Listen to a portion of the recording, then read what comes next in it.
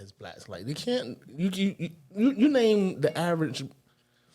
I couldn't say this, but a lot of blacks don't have the ability to provide at the same level or the same income, and then even women don't have the same. They don't. The same amount of money as men at the same job. The statistics and that's bear a that sad, out. yeah, and that's a sad fact. But you're saying change that. I am saying, and here's the other part of this problem, and this is why I don't, even though I'm saying it, I don't think it'll ever happen, because there are far too many people that would have to die.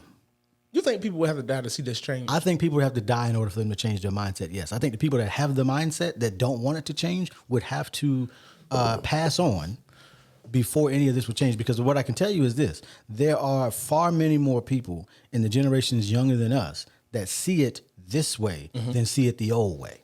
Now, there are still people there that see it the old way, but there are far more people that see it in a new light, in a more congruent society type of light. There are far more people that see it that way that are in their 20s now, but they've also grown up with civil unrest their entire lives. That's where the shift is coming.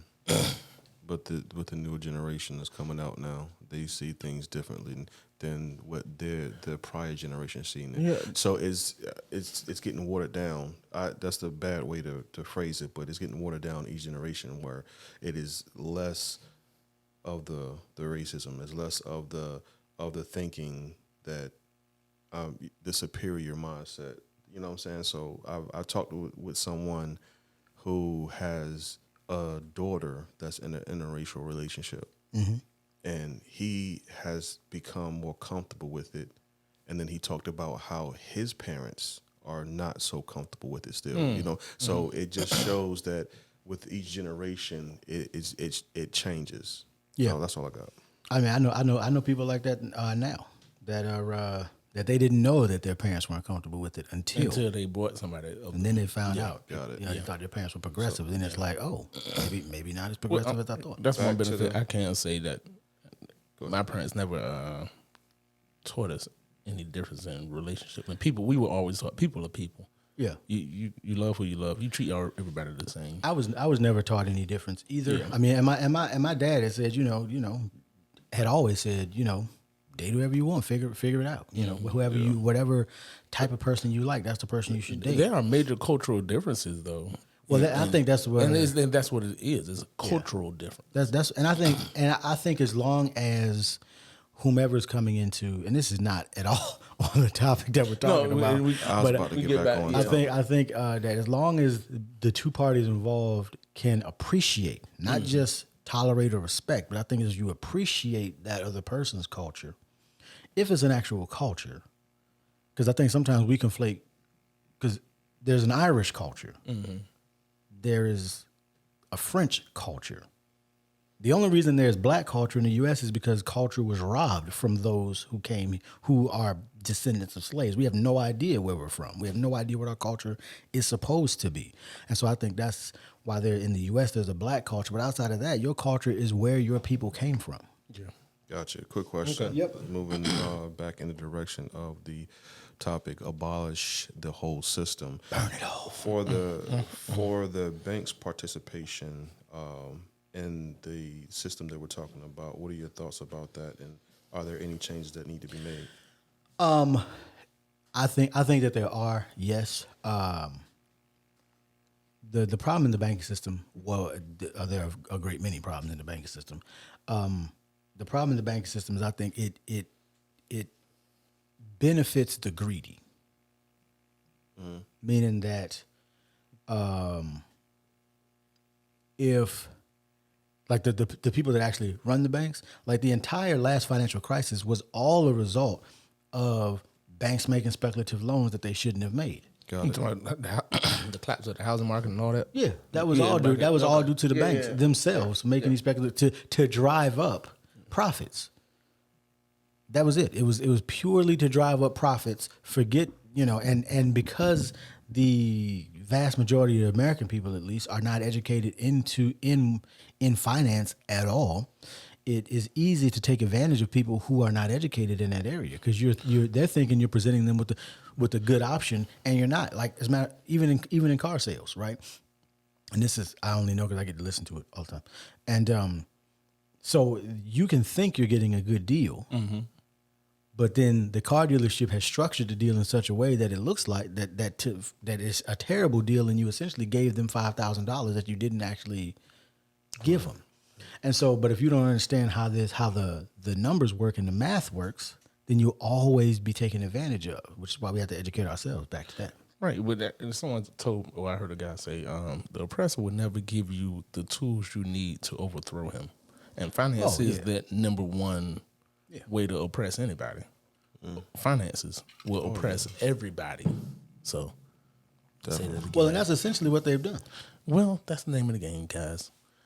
So, in regards, You're not gonna take my guns. Oh God! On that note, y'all have any final thoughts? Let's get Grady out of here. I know what I would. Well, look. Look here, everybody. This is America. I love America. We got rights. This is the greatest country on earth. You're supposed to say that with an F, sir. Earth.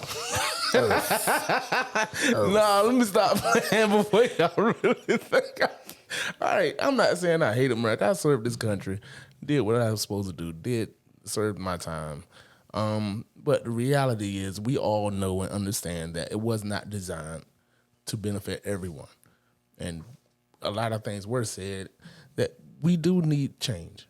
And it is happening slowly but surely. But we have a long way to go.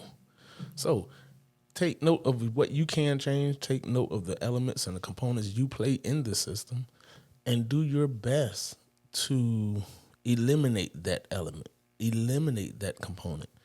Educate yourself in finances and other issues you need to know. And also in our voting, like you said, Fonzo was talking about in our local voting and stuff like that. You have to engage in it to see it change. If you stand by and do nothing, the same thing will continue to happen. 40 years from now, I would hate to see us still having the same conversations, hate to see us still seeing the same protests, hate to see us still seeing the same media manipulation and voter debacle we've seen for the last two election. Y'all didn't notice that one group of people got pissed because they felt like they won, and the other group got pissed the second time around. So you're all being manipulated, and we're going to be careful how we say that. But it's a fact, and you know it. Stop denying it. Accept it.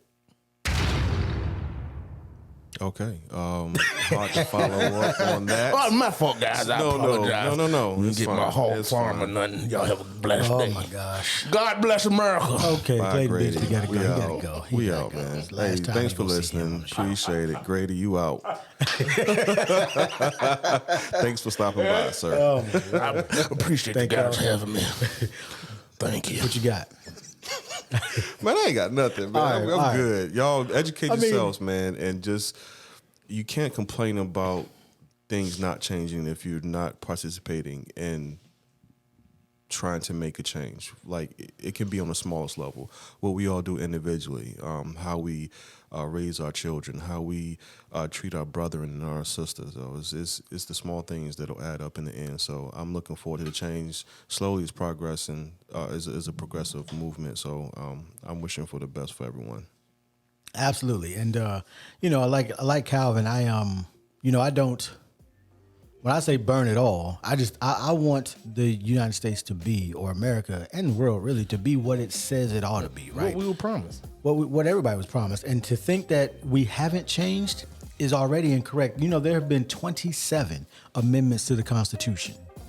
So it wasn't perfect when they wrote it down. And so all we have to do is keep doing what the founders said we should do, keep making those amendments so that we keep getting better. Yeah. Put it in the Constitution. I mean, let's be real. And it's always crazy to me because people point out the Second Amendment, not realizing it's an amendment, meaning it was not in the original document. Just like freedom of speech was an amendment. It was not in the original document. And we've got 27 of those. They said, "Oh, we need to add this. Oh, we need to add this. Oh, we need to add this." Do you know the voting age wasn't even established until the 70s? The 70s by constitutional amendment. I know my rights. Oh, God. You didn't. So, you know, I would tell people go back and read the Constitution and read it and understand it, and then educate yourself. Because without definitely. without education, I'm gonna say it this way: without education, the people perish. Yeah. Y'all have a good night. Yeah.